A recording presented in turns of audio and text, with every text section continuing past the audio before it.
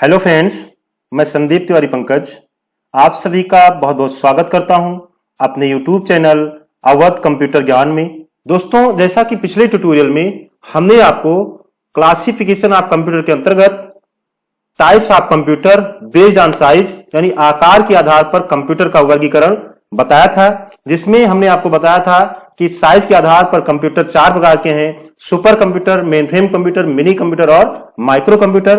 अगर आपने हमारा पिछला ट्यूटोरियल नहीं देखा है तो आप ऊपर आई बटन पर क्लिक करके हमारा पिछला ट्यूटोरियल देख सकते हैं। और आज के इस क्लास में हम क्लासिफिकेशन ऑफ कंप्यूटर टॉपिक के अंतर्गत ही types of computer based on operating principle और types of computer based on purpose यानी ऑपरेटिंग प्रिंसिपल के आधार पर कंप्यूटर का वर्गीकरण और उद्देश्य के आधार पर कंप्यूटर का वर्गीकरण बताएंगे। तो चलिए सबसे पहले हम types of computer based on operating principle यानी ऑपरेटिंग प्रिंसिपल के आधार पर कंप्यूटर का वर्गीकरण जानते हैं। Types of computer based on operating principle. Types of computer based on operating principle can be classified into three categories: digital computer, analog computer और hybrid computer. यानी ऑपरेटिंग प्रिंसिपल के आधार पर कंप्यूटर को तीन श्रेणी में बांटा गया है: डिजिटल कंप्यूटर, एनालॉग कंप्यूटर और हाइब्रिड कंप्यूटर। तो चलिए हम जानते हैं कि डिजिटल कंप्यूटर क्या है, एनालॉग कंप्यूटर क्या है और हाइब्रिड कंप्यूटर क्या है। तो डिजिटल कंप्यूटर क्या है? Digital computer operates on digital data such as number 0 and 1. It uses binary number system in which there are only two digits 0 and 1. Each one is called a bit. Digital computer can give more accurate and faster result. तो जो digital computer हैं, digital computer binary संख्या पर आधारित होते हैं। Binary में केवल दो ही डिजिट होता है, 0 या 1, और ये 0 और 1 बाइनरी नंबर सिस्टम पर कार्य करते हैं। इसमें केवल दो डिजिट होते हैं, प्रत्येक नंबर को एक बिट कहा जाता है। डिजिटल कंप्यूटर का रिजल्ट कैलकुलेशन के आधार पर होता है तथा इन कंप्यूटरों की तीव्रता और शुद्धता बहुत ही अधिक होती है। आधुनिक युग में प्रयुक्त अधिकतर कंप्यूटर डिजिटल कंप्यूटर की श्रेणी में ही आते हैं और डिजिटल कंप्यूटर का उपयोग व्यापार में, घर के बजट में, एनिमेशन के क्षेत्र में विस्तृत रूप से किया जाता है और इसके उदाहरण डेस्कटॉप और लैपटॉप हैं। तो जो डिजिटल कंप्यूटर है ये हमको बहुत ही शुद्ध रिजल्ट प्रदान करता है। आजकल जो हम लोग कंप्यूटर यूज कर रहे हैं वो डिजिटल कंप्यूटर की श्रेणी में ही आते हैं। तो चलिए एनालॉग कंप्यूटर के बारे में जानते हैं। एनालॉग कंप्यूटर क्या है? Analogue computer is a computing device that works on continuous range of value. It generally deals with physical variables such as voltage, pressure, temperature, speedometer, etc. तो एनालॉग कंप्यूटर क्या है? एनालॉग कंप्यूटर भी एक गणना करने वाली मशीन है जो कि लगातार बदलते रहने वाली मात्राओं के साथ कार्य करता है। एनालॉग कंप्यूटर वोल्टेज, लंबाई, ताप, दाब, विद्युत गति आदि को मापकर इनके परिणामों को अंकों में व्यक्त करता है। ये ऐसी चीजों को मापते हैं जो एनालॉग पर आधारित होते हैं, जैसे कि वोल्ट मीटर, थर्मामीटर आदि। एनालॉग कंप्यूटर केवल अनुमानित पर माप देते हैं, यानी ये शुद्ध रिजल्ट हमको नहीं देते हैं, इनकी शुद्धता बहुत ही कम होती है। तो चलिए इनका उदाहरण हम जानते हैं, तभी आपको ये समझ में आएगा। तो पहला उदाहरण हम आपको घड़ी का देते हैं। आपने घड़ी देखी होगी, एक सुई वाली घड़ी देखी होगी और आपने एक डिजिटल देखी होगी जिसमें आपको एक्यूरेट टाइम पता चल जाता है। सुई वाली में आप अंदाजा लगाते हैं कि अगर जो है आपकी सुई 4 और 5 के बीच में है, बड़ी वाली सुई, तो आप उसमें अंदाजा लगाएंगे कि जो है 20 से 25 के बीच में अगर जो है आपका मिनट होगा, यानी 22 मिनट 23 मिनट जो भी होगा वो आप अंदाजा लगाते हैं। मिनट वाली सुई अगर 4 और 5 के बीच में है। अगर आपके पास वही डिजिटल घड़ी है तो वहां पे अगर आप देखें तो कितने बजकर कितना मिनट कितना सेकंड हुआ है आपको बिल्कुल पूरा पता चल जाता है। तो ये है उदाहरण डिजिटल और एनालॉग का। दूसरा उदाहरण अगर हम आपको दें तो आपके गाड़ी में जो मीटर है, गाड़ी का जो मीटर है वो भी अब डिजिटल आने लगा है। पहले जो मीटर होते थे वो जो है एनालॉग होते थे, तो उसमें भी सुई होती थी।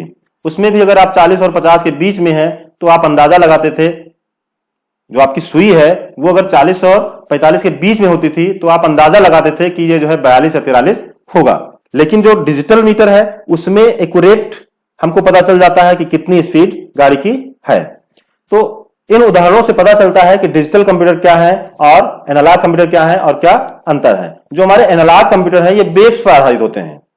जो एनालॉग कंप्यूटर है, जैसा कि नाम ही एनालॉग, तो ये जो है वेव्स पर कार्य करते हैं।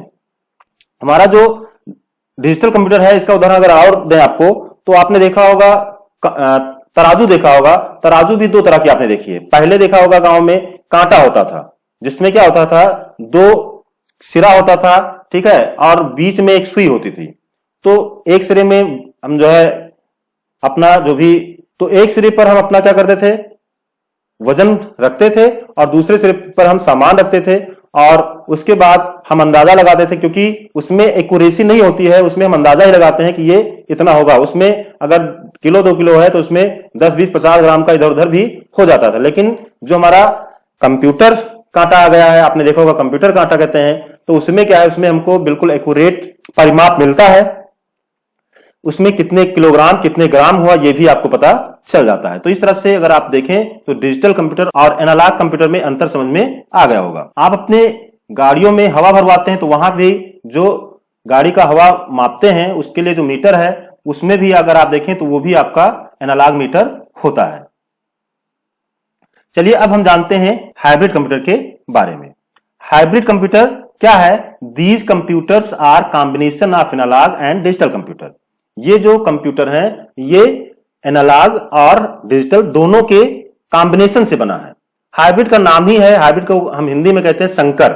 आपने सुना होगा हाइब्रिड धान, हाइब्रिड मक्का, यानी जहां पे दो अच्छे गुणों को आपस में मिलाया जाता है उसको हम हाइब्रिड बोलते हैं। तो यहां भी एनालॉग और डिजिटल कंप्यूटर के जो अच्छे गुण थे उनको आपस में मिलाया गया है और उसको हम क्या कहें, हाइब्रिड कंप्यूटर कहते हैं।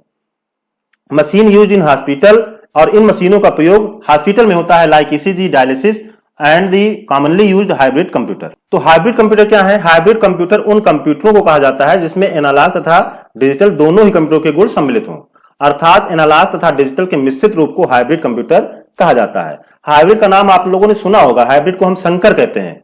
हाइब्रिड को हम हिंदी में क्या कहते हैं? संकर कहते हैं। संकर धान, संकर मक्का हाइब्रिड का जो है हिंदी है।